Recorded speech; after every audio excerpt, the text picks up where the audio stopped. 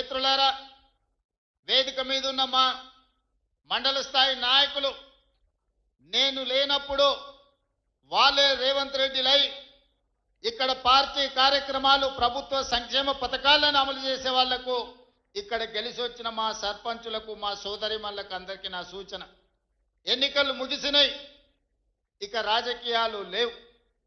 ఎన్నికలు వచ్చినప్పుడు ఎన్నికల్లో పోటీ చేసినప్పుడే రాజకీయాలు, పార్టీలు పంతాలు. ఎన్నికలు ముగిసినాయి, ఫలితాలు వచ్చినాయి, ఇక పార్టీలు పంతాలకు పోకండి.